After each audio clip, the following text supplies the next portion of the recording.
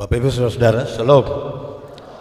Saya merasa bangga dan berbahagia sekali karena bisa diberi kesempatan untuk menyapa saudara-saudara di Gemis hari ini di ulang tahun ke-76 bersinode dan 166 hari pekabaran Injil. Ketua Umum Sinode yang saya banggakan, saya hormati, Ibu Sekretaris Umum, teman-teman Majelis Sinode, semua pendeta yang hadir, semua warga Gemis yang berbahagia. Saya sekali lagi berbangga. Saya memperkenalkan diri, saya pendeta Yandi, saya orang Timur dari Nusa Tenggara Timur, tinggal di Kupang. Saya sudah menikah, istri saya 3, anaknya. Ya itulah. Itu anak-anak juga saya punya anak juga. Ya, istri saya juga seorang pendeta Gemit, sementara ini melayani di Gereja Masih Injil Timur di Kupang, satu jemaat kira-kira ada 500 kakak, 1.600 jiwa. Saya sementara ini melayani juga sebagai pendeta jemaat di satu jemaat kecil di Gemit, ada 260 kakak bersama 2 teman pendeta lainnya. Saya senang sekali ada di sini. Ibu Bupati yang terhormat, terima kasih banyak karena saya diberi kesempatan juga untuk menikmati bersama-sama dengan saudara yang ada di Kabupaten Sitaro untuk ulang tahun ke-16, dan itu sesuatu yang sangat membahagiakan saya di hari ini. Saya berefleksi bahwa ternyata tadi saya lihat banyak sekali acara di sini dan saya lihat, saya punya refleksi kecil saja dalam panggilan sebagai hamba Tuhan, dan saya kira ini juga dialami oleh kita semua. Pertama, Tuhan memanggil kita ini untuk apa sebenarnya? Saya percaya bahwa Tuhan memanggil kita untuk tujuannya. Tujuan Tuhan itu apa? Tujuan Tuhan adalah menghadirkan tanda-tanda kerajaannya di tengah-tengah dunia. Lalu dalam perjalanannya, tujuan Tuhan itu kadang-kadang bisa digeser oleh tujuan kita. Mungkinkah tujuan kita itu menggeser tujuan Tuhan? Mungkin. Saya ingat sebagai pendeta Gemit ketika pertama kali ditabiskan jadi pendeta, kami menulis dan menandatangani satu surat bersedia ditempatkan di mana saja di seluruh wilayah pelayanan Gemit. Itu periode pertama. Kami melayani dengan luar biasa sekali.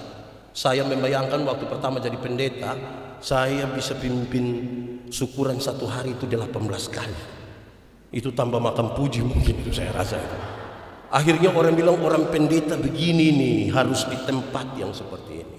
Pada waktu periode kedua dan bisa pindah, ternyata saya agak kecewa ketika bukan tempat itu yang dimaksudkan. Ada tempat lain yang ditaruh oleh Majelis Sinode. Ini yang ingin saya katakan. Seringkali tujuan Tuhan itu menjadi digeserkan oleh karena tujuan kita. Disebabkan karena apa? Karena kita mulai merasa pantas. Saya mulai merasa pantas. Kita yang dulunya merasa tidak pantas dan tidak layak, kemudian mulai merasa pantas dan perlahan-lahan menggeser tujuan Tuhan. Kedua, waktu Tuhan memanggil kita untuk tujuannya, Dia tidak pergi membiarkan kita kosong, tetapi kita dilengkapi dengan karunia-karunia. Secara cepat pasti kita semua tahu bahwa karunia dibedakan atas 2, karunia-karunia motivasi dan karunia-karunia manifestasi. Tidak ada satupun karunia yang lebih dari yang lain supaya kita bisa bersama-sama untuk melayani. Tapi saudara-saudara, saya ingat contoh karunia-karunia motivasi. Ada orang menyanyi, itu bagus.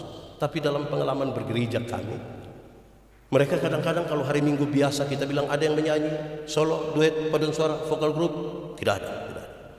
Tapi kalau bilang ketua majelis sinode Gemit, Gubernur Nusa Tenggara Timur akan beribadah bersama-sama di Gemit Ebenezer Oibah, itu solo juga dia, duet juga dia, vokal group juga dia, paduan suara juga dia. Saya membayangkan ini karunia makam puji, dan ini biasa jadi masalah bagi kita. Kedua, ketiga, saudara-saudara, ketika Tuhan panggil kita dengan tujuannya, dilengkapi dengan karunia, Dia perkenankan kita untuk memahami bahwa semua orang diberi kesempatan untuk mengalami pengalaman iman yang berbeda dengan Tuhan. Beda. Kenapa mesti beda? Karena memang Tuhan kita terlalu luar biasa. Cara Tuhan berjumpa dengan saya beda dengan Tuhan berjumpa dengan saudara-saudara semua. Supaya ketika kita berjumpa bersama-sama dan kita berbicara, kita sampai pada satu kalimat, ternyata Tuhan terlalu luar biasa, supaya kemuliaannya saja yang bisa kita nyatakan di tengah-tengah dunia. Keempat, dalam kaitan dengan itu saudara-saudara, kita berefleksi bahwa bukan sekedar tujuan Tuhan dilengkapi dengan karunia-karunia, sekaligus kita belajar juga dari orang lain karena perjumpaan yang berbeda. Tetapi sekaligus saudara-saudara, Tuhan mau kita fokus untuk bekerja. Beberapa orang ketika kita berusaha mau urus semua hal, kita gagal untuk semua. Disitulah kita memahami tentang persekutuan dan kebersamaan dalam gereja. Saya bilang saudara-saudara bahwa persekutuan dalam gereja itu harus dikelola seperti kolak. Tahu kolak?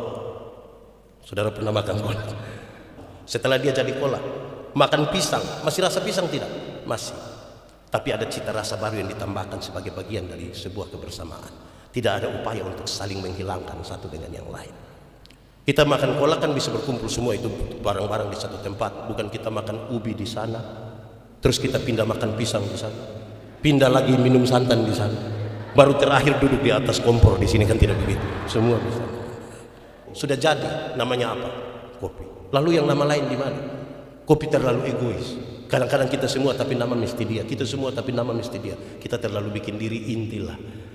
Saya kadang-kadang merasa saya pindah di satu jemaat suka demo, Pak Pendeta Yandi jangan pindah. Kadang-kadang saya yang bilang, kamu demo biar orang tahu saya penting. Ini yang jadi soal. Kadang-kadang kita yang menghasut Tuhan adalah kita mencapai sesuatu yang disebut dengan nama kedewasaan spiritual. Untuk apa kita melayani Tuhan sekian lama? Ada dalam pelayanan bersinode 76 tahun, sama seperti Gemit. Tahun ini tahun ke-76. Lalu kita tidak mencapai sebuah kedewasaan spiritual. Saya tadi malam dalam ulang tahun, waktu itu kita punya berat badan hanya 37, sekarang 73. Itu dewasa biologi. Waktu itu kita pakai celana nomor 27 tidak ada masalah karena perut rata saja. Sekarang perut macam ada 3, 1, 2. Itu dewasa biologi, siapapun bisa begitu. Kedua, dewasa psikologi. Dewasa psikologi tidak tergantung umur dan berat badan. Umur 40 tahun, tapi kalau tiap hari hanya tersinggung, sedikit-sedikit tersinggung, sedikit-sedikit tersinggung, sedikit-sedikit tersinggung, tersinggung kok sedikit-sedikit. Itu. Kalau di Kupang ada yang suka tersinggung di banyak orang, orang biasa baku korek yang itu. Terakhir berkaitan dengan ini, itu dewasa iman, kedewasaan spiritual. Spiritualitas gerakan dari dalam ke luar, bukan gerakan dari luar ke dalam. Yang dari luar ke dalam itu pencitraan. Yang dari dalam keluar itu spiritualitas. Apa yang ada di dalam? Teologi. Apa yang keluar? Etika. Perjumpaan antara teologi dan etika, itulah spiritualitas. Dan kita belajar begitu rupa dalam tahun-tahun bergereja bersama-sama. Di tengah-tengah dunia yang terus berubah seperti ini, saya membayangkan kreativitas menjadi sesuatu yang penting. Saya kira metode pelayanan hari ini sudah mungkin berbeda dengan 76 tahun ketika kita ada di sini atau selasi. Dulu kita analog betul, segala sesuatu perjumpaan seperti ini. Tapi sekarang dengan media-media yang ada, kita mesti lebih adaptif dengan kamera dan lain sebagainya. Kalau tidak mungkin kita kalah terhadap perkembangan zaman ini. Dan yang terakhir, kolaborasi. Orang-orang berbangsa dan negara mengenal kolaborasi hari ini, tapi gereja mengenal kolaborasi jauh-jauh hari kita sebut dengan nama persekutuan. Dan saya kira itu yang membuat kita ada sampai hari ini. Selamat hari jadi ke-76 bersinode di Gemis, dan selamat 161 juta umat. Kami menyampaikan selamat buat kita semua. Tuhan Yesus memberkati kita. Shalom, selamat sore. Terima kasih untuk waktu yang luar biasa.